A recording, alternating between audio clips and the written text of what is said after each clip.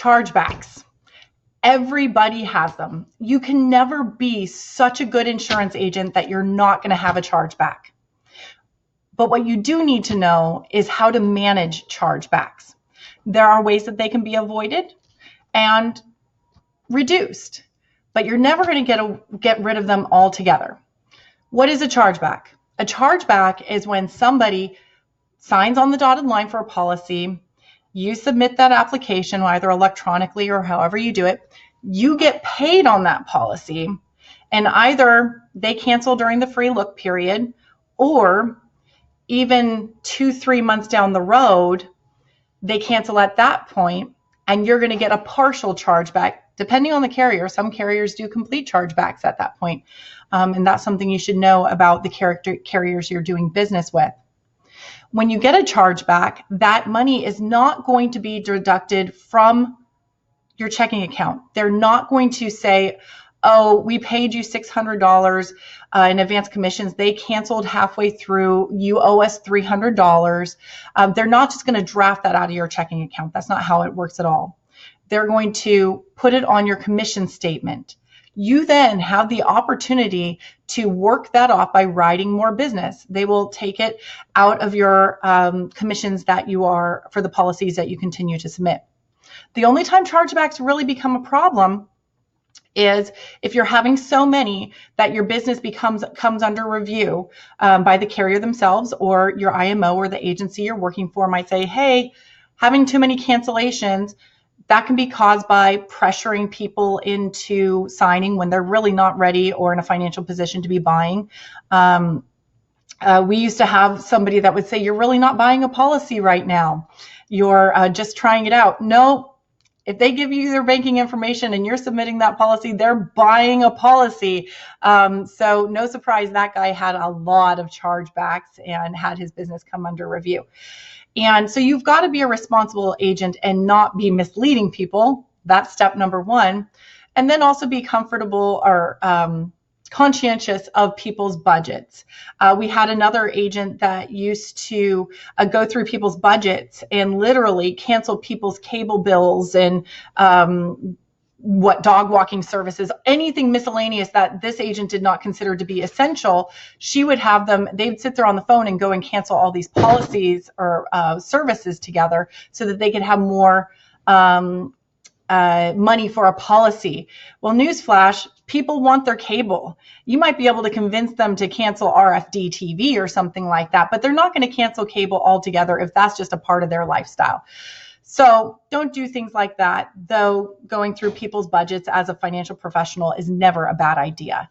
And I hope you do that with your people. So those are ways as a salesperson to avoid chargebacks, though, like I said, you're always going to have, especially as a new person, roughly about 25% of your business falling off the books due to chargebacks. So when you get those notices, communication is key. Communicate with your manager, your upline, get on a payment plan if you have to. If you've decided not to write with that carrier anymore, maybe you ditch that old carrier and you have a nice shining one that you want to be writing business with, or they have a better trip or whatever. Just make sure that when you're earning commissions with the new company, that you're sending some of those commissions over to the old company. Because what can happen is if you don't pay your chargebacks, you're going to get terminated. That means it's going to go on your record because they report to what's called Vector. Just like there's MIB for our clients and there's the tattletale system for what they've said on other insurance applications and things like that. And so the insurance companies can talk to each other to find out who they should be covering and who they shouldn't. Vector is the tattletale system for insurance agents. So insurance carriers can tell which agents they should be doing business and which they shouldn't.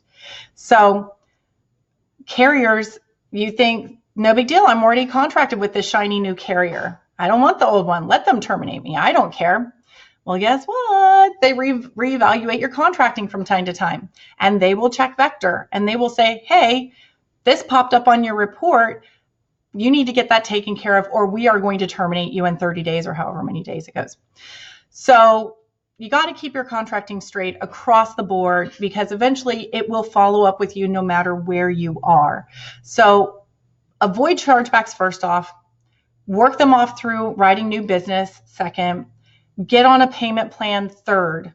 And I don't care how broke you are, you have money to pay these things off. Because what you don't want to have happen is if you don't pay your bill, it goes to what's called a roll-up, which means your manager will be expected to pay your bill for you.